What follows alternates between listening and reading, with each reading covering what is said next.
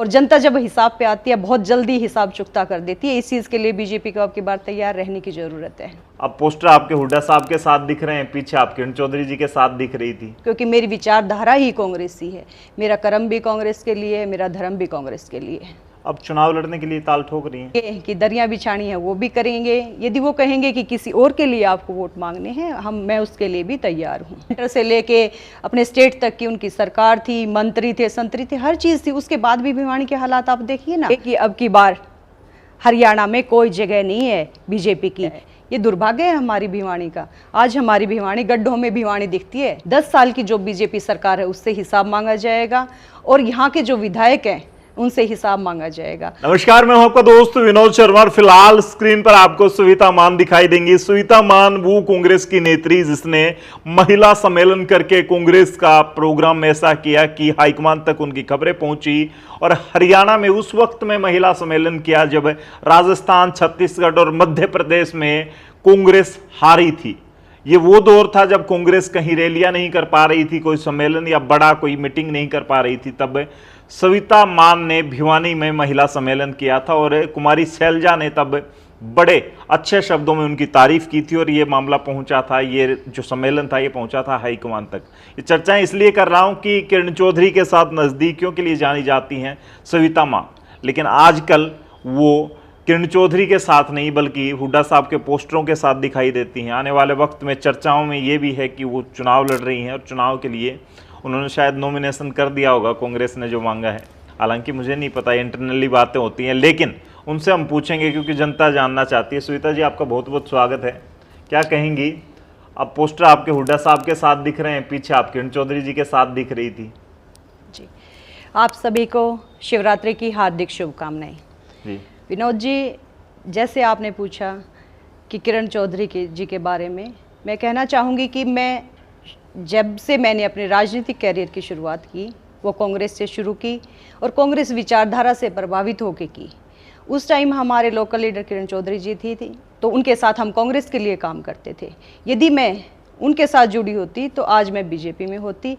और लेकिन आप देख रहे हैं आज मैं हुड्डा साहब के साथ, भूपेंद्र जी के साथ अपने कांग्रेस के लिए काम कर रही हूँ, क्योंकि मेरी विचारधारा ही कांग्रेसी है। मेरा कर्म भी कांग्रेस के लिए है, मेरा धर्म भी कांग्रेस के लिए है। अच्छा, अब ये पोस्टर शहर में और वो सम्मेलन और बहुत सारी चीज़ें, शुरू से ही चर्चाएं थी कि सुविता मान चुनाव लड़ने की इच्छुक हैं। अब चुनाव लड़ने के लिए ताल ठोक रही हैं। देखिए, मैं बहुत ही डेडिकेटेड कांग्रेस कार्यकर्ता रही हूँ। उसके लिए मैंने ग्राउंड लेवल पे मेहनत की है। बूथ वाइज हमारी कांग्रेस की टीम, महिलाओं की टीम हमने तैयार की है। और ऐसे में अब जब पार्टी हाईकमान का आदेश रहेगा, भूपेंद्र सिंह हुड्डा जी का जो रहेगा, उसके लिए हम जो उनका आदेश रहेगा उसके लिए हम तैयार रहेंगे और उनको यहाँ से निराश करके बिल्कुल नहीं भेजेंगे। और यदि वो कहेंगे कि पार्टी के कार्यकर्ता के रूप में काम करना है, हम वो भी करेंगे। और यदि वो कहेंगे कि दरिया बिछानी है वो भी करेंगे। यदि वो कहेंगे कि किसी और के लिए आपको वोट मांगने हैं, मैं उसके लिए भी तैयार हूँ। आपको लगता है कि टिकट कांग्रेस की मिल जाती है तो कांग्रेस यहाँ से जीत सकती है? और उस तरह का आपने गणित बिठा लिया होगा, क्योंकि एक टिकटार्थी आप कह रही हैं कि चुनाव का आदेश मिला तो उस तरह का गणित समझा है आपको? क्योंकि यहाँ पे 15 साल से बीजेपी का विधायक बनता आ रहा है।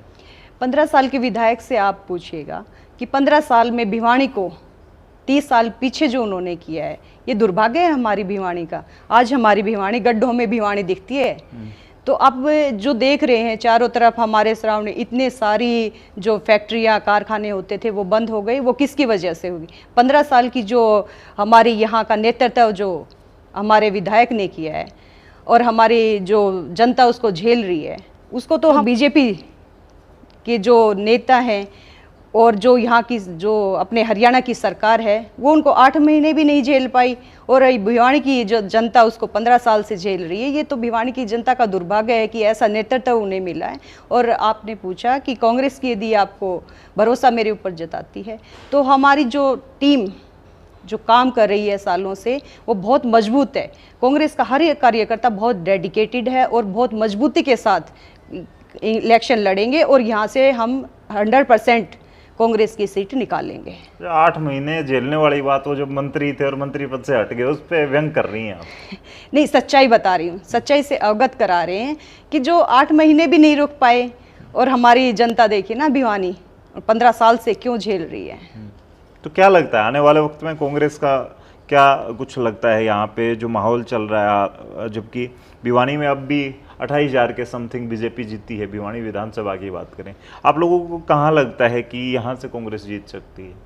क्योंकि जो हमारी तैयारी है हमने बूथ लेवल पे, उसके बाद हर चीज़ से हमें सीखने को मिलता है, बहुत सारे रहती है, कभी भी उन चीज़ों को हम यदि आगे अच्छा लेके चलेंगे और उन पे ध्यान दिया है, अभी और 2 महीने बाकी हैं उनमें, और हम जो कमियां रही हैं उनको हम पूरा करेंगे और पूरी मजबूती के साथ बूथ लेवल तक हम अपनी लड़ाई लड़ रहे हैं। क्योंकि हमारी महिलाओं की भी टीम, युवा की भी टीम और हमारे कार्यकर्ता की टीम बूथ लेवल पे काम करे, और पार्टी बड़ी बारीकी से, बावरिया जी ने जो मैनेजमेंट यहाँ का बूथ वाइज जो देखा है, ऑब्जर्वर यहाँ आए हुए हैं और बहुत बारीकी से जो लोगों के साथ जुड़ाव हो रहा है, और पार्टी अपने लेवल पे बहुत अच्छा काम कर रही है, और हमारी भी जिम्मेवारियाँ रही हैं कि हम उस लेवल तक काम करें। और पर्सनली भी हम उस चीज़ के लिए बहुत डोर टू डोर कर रहे हैं, लोगों से मिल रहे हैं, लोगों को मोटिवेट कर रहे हैं। अच्छा, कल मैं आपके पोस्टर देख रहा था सोशल मीडिया पर, हरियाणा मांगे हिसाब एक यात्रा चल रही है, आप भी लोगों को इन्वाइट कर रही थी उस यात्रा के लिए। भिवानी में यात्रा कब पहुंच रही है, और भिवानी में विधायक से हिसाब मांगोगे, सरकार से हिसाब मांगोगे, या किससे मांगोगे, और इससे यात्रा से कितना असर पड़ेगा हरियाणा में? दीपेंद्र हुड्डा जी ने पूरे हरियाणा की जितनी विधानसभा है उन्होंने अपना कार्यक्रम रखा है, हरियाणा मांगे हिसाब। 10 साल की जो बीजेपी सरकार है उससे हिसाब मांगा जाएगा, और यहाँ के जो विधायक हैं उनसे हिसाब मांगा जाएगा।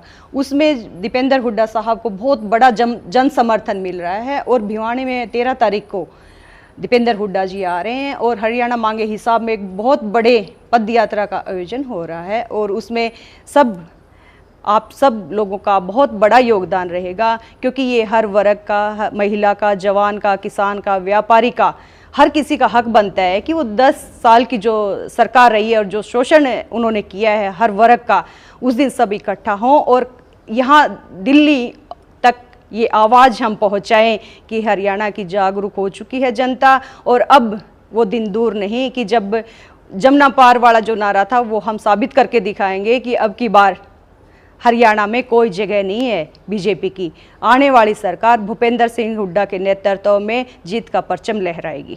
अच्छा, क्या कुछ लगता है कि बीजेपी वाले हिसाब दे देंगे? बीजेपी कह रही है कि एक तरफ हम जनता हुड्डा साहब से चुनाव के वक्त जनता हिसाब मांगेगी। जब अमित शाह जी आए थे महेंद्रगढ़ में, तो वो कह रहे हैं कि जनता हिसाब हुड्डा साहब से मांगेगी। 10 साल इन्होंने कुछ काम नहीं किया। हुड्डा साहब पे आरोप लगते रहे कि उन्होंने तो भिवानी के साथ तो बड़ा कुठाराघात और वो कहते हैं ना हरियाणवी में दुभात की है कि भिवानी में कुछ विकास दिखा नहीं। देखिए, अब 15 साल से यहाँ का विधायक रहा है, उसकी जिम्मेवारियां बनती हैं। आप 15 साल की बात कीजिए ना, जब आपके पास पूरी ताकत थी, सेंटर से लेके अपने स्टेट तक की उनकी सरकार थी, मंत्री थे, संतरी थे, हर चीज़ थी। उसके बाद भी भिवानी के हालात आप देखिए ना, उसकी दुर्दशा जो है, आप कस्बे से भी ज़्यादा उसकी हालात ख़राब हैं। तो ऐसे में आप 15 साल पहले की, 10 साल पहले की सरकार को कैसे कह सकते हैं? और रही बात हिसाब मांगने की, हिसाब हर नेता मांगेगा, हर वर्ग मांगेगा, और जनता जब हिसाब पे आती है बहुत जल्दी हिसाब चुकता कर देती है। इस चीज़ के लिए बीजेपी को अब की बार तैयार रहने की ज़रूरत है। अच्छा, कांग्रेस में सर्वे चल रही हैं, सर्वे के बेस पे जो कैंडिडेट उतरेंगे उससे आपको कितना क्या सही लगता है कि सर्वे के बेस का कैंडिडेट होगा वो कितना जीत ज़्यादा सुनिश्चित कर सकता है, पॉजिटिव हो सकता है कांग्रेस के लिए? देखिए, ये प्रजातंत्र है, जनता की आवाज़ ही विजय का और हार का कारण बनती है। और जब जनता का सर्वे ये कहता है कि हाँ, हमारा ये कांग्रेस का जो उम्मीदवार है वो जीतेगा, और ऊपर जो अपने भूपेंद्र सिंह हुड्डा जी हैं, उदयवान जी हैं, बावरिया जी हैं, उनका सबका ऑब्जर्वेशन रहेगा, और उसके बाद कैंडिडेट यदि हमारी विधानसभा में आता है तो ऑफकोर्स वो बहुत ही मजबूती के साथ आएगा, और इस चीज़ की तसल्ली के साथ आएगा कि वो 100% सीट निकालेगा। तो फिलहाल आने वाले वक्त में दीपेंद्र हुड्डा कब आ रहे हैं भिवानी में? 13 अगस्त को भिवानी में आ रहे हैं। तो उसके लिए तैयारियां कर रहे हैं कांग्रेस वाले? हाँ जी, बिल्कुल कर रहे हैं, बहुत जोर शोर से तैयारियां चल रही हैं। तो भिवानी में क्या लगता है, अदर दूसरे जिलों की बात करें, जो यात्राएं चल रही हैं उससे बेहतर होने वाली है, या क्या कुछ रहेगा? क्योंकि यहाँ पे टिकटार्थी बहुत सारे हैं। देखो, वो हर जगह होते हैं, हर कार्यकर्ता काम करता है और सबकी अपनी इच्छाएं होती हैं, वो ठीक है, लेकिन हर जगह बहुत ही अच्छा हो रहा है। पूरे हरियाणा से एक बहुत अच्छा संदेश आ रहा है कि यात्राओं में लोग बढ़ चढ़ के बहुत हिस्सा ले रहे हैं। और ये टिकटार्थी की बात नहीं है, ये हमारे आमजन की बात है कि उसमें हर आदमी, हर औरत और हर वर्ग शामिल हो रहा है। ये किसी व्यक्ति विशेष के लिए नहीं। दीपेंद्र हुड्डा जी ने जो यात्रा, न्याय यात्रा जो निकाली है, उसमें उनका बहुत ही अटूट प्रेम, विश्वास और साथ लोगों दे रहे हैं। क्योंकि अपने दीपेंद्र हुड्डा जी एक ऐसे इकलौते नेता हैं जिसको 3 पीढ़ियां बड़ी शिद्दत के साथ और बड़ा प्रेम और आदर भाव देती हैं।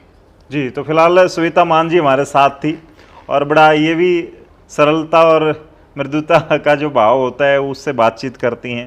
मैंने पीछे भी इनसे बातचीत करके आपको दिखाया है। कोशिश कर रही हैं, भिवानी के विकास की बातें कर रही हैं, भिवानी में आने वाले वक्त में बदलाव की बातें कर रही हैं, विधायक पर सीधा आरोप लगा रही हैं।